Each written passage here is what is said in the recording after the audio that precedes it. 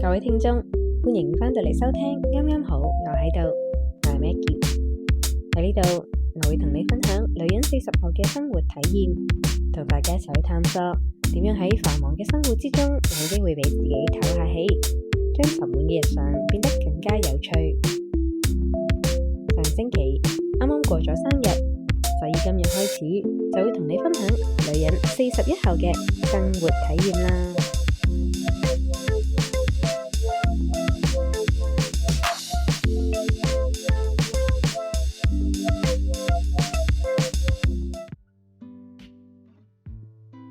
其實年齡對我嚟講真係只係一個數字。自從20幾歲之後，我已經冇刻意咁記住自己嘅年齡啦。有一單嘢都幾好笑㗎，我同你分享下先。咁有一次呢，我工作嘅時候就入境美國，檢查護照嗰陣，入境主任問我：你幾多歲啊？我嗰下真係企到呆咗啊！我幾多歲呢？因為我先啱啱落機，個人已經攰到散晒啦。呢一班係由香港去紐約嘅長途機，淨係飛行時間已經16小時，再加埋前後嘅準備，我幾乎有20-30個鐘冇瞓過覺啦。我仲好記得當日喺飛行期間嘅休息時間，我係根本完全瞓唔着。所以當入境主任問我呢個問題，我真係個人一片空白，攰到個靈魂都唔知飄咗去邊，仲點會記得自己幾多歲呢？跟住我就喺度諗啦，今年係2010年，我係1985年出世嘅，2012減1985，我係27歲。我諗啊，入境主任都好無奈啊，呢個人竟然要諗5秒先可以諗到個答案。仲記得細個嘅時候，真係好鍾意慶祝生日㗎，因為成家人圍埋一齊吹蠟燭、食蛋糕、收禮物。大個咗就覺得其實都冇乜嘢啊。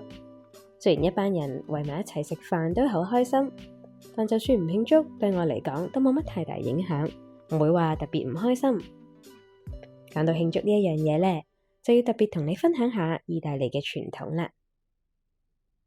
佢哋生日嘅時候並唔會特別慶祝，但每一個10年，佢哋就會搞一個大嘅 party， 請晒親朋好友一齊盡興。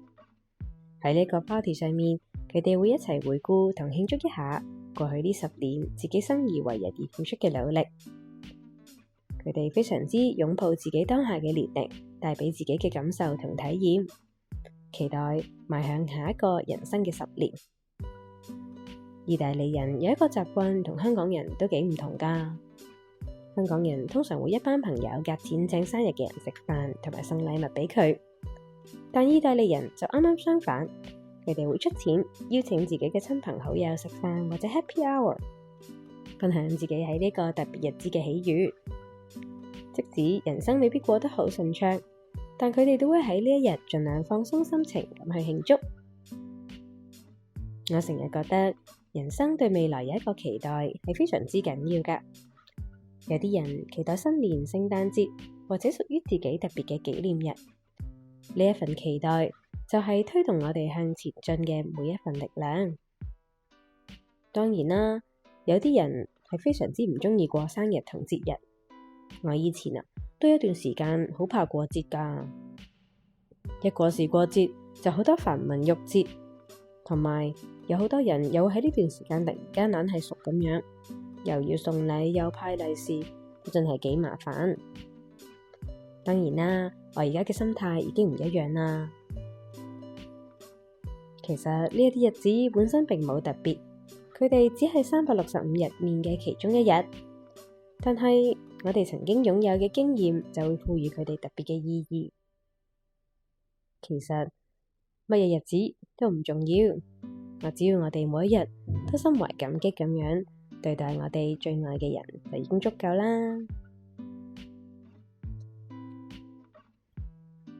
大概喺8年前開始，我就多咗一個新嘅習慣，就係喺每年生日嘅時候都會寫一次對新一年嘅期望，就好似新年嘅時候會寫計劃咁樣。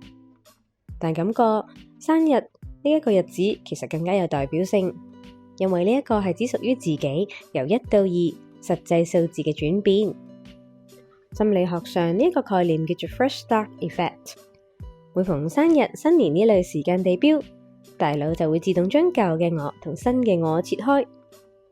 呢個時候亦都係比較容易建立新習慣嘅，因為我哋好似會覺得自己有能力去重寫人生。而家諗翻，由40到41歲嘅我，真係經歷咗非常多嘅變化。39歲嘅時候，喺香港搬去意大利住咗1年，喺意大利呢1年暫停工作，全職照顧我嘅小朋友。到40歲，先生因為工作嘅原因，就將要搬去越南。咁我考慮過各種嘅因素，就決定我要辭職啦，唔再做空中服務員。幾個月之後，就一家大細搬去呢一個全新嘅地方。估唔到第一次去越南就直接住咗落嚟啦。適應新環境對我嚟講唔算好困難，加上當你有小朋友嘅時候，其實你係唔會有時間覺得悶噶，同埋你要去深切咁感受周圍嘅環境咩？你邊有時間啊？你每一秒都要警惕住點樣去照顧同保護你嘅小朋友，所以根本就冇時間考慮其他嘅問題。然後呢度都有一間唔錯嘅學校，所以我就俾佢返咗 nursery。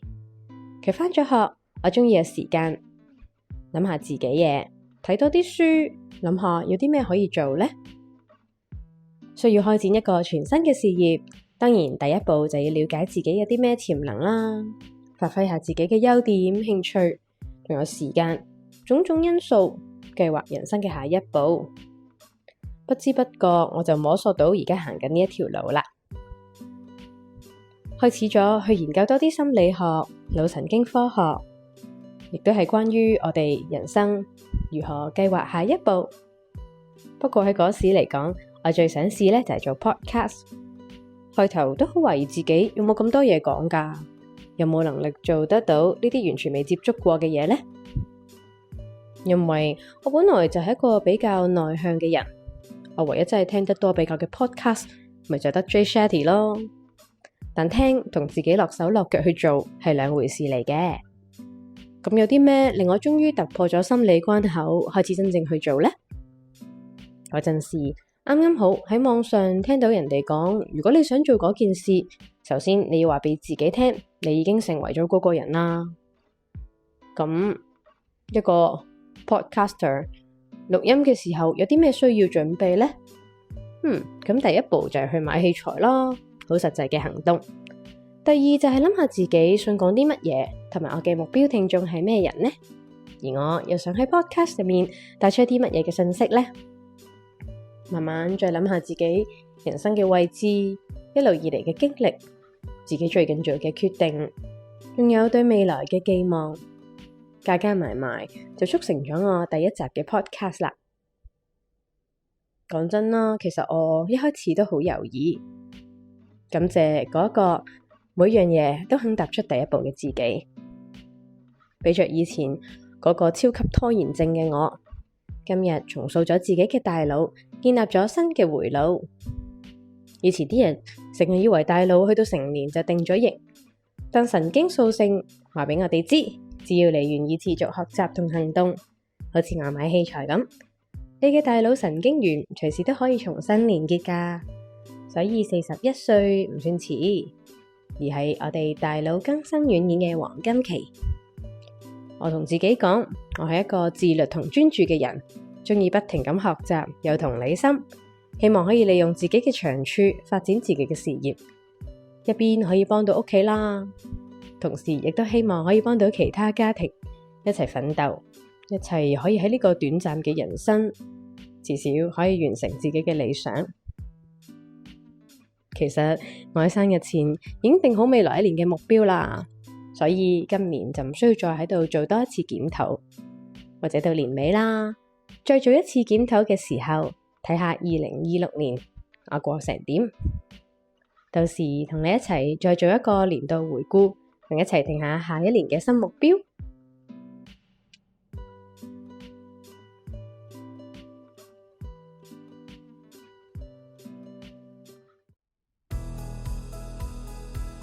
今集就嚟到呢度啦，多謝你收聽，啱啱好，我喺度，我係 Maggie。下集就會同大家講下關於拖延症嘅我。我曾經都係一個超級拖延症嘅人，到底我係自己點樣克服呢啲困難，而去變成今日一個比較自律嘅我呢？想繼續聽就記得 subscribe 我呢個頻道，逢星期五會推出新嘅一集，喺 Apple Podcast、Spotify 同 Spreaker 都可以聽到我嘅節目。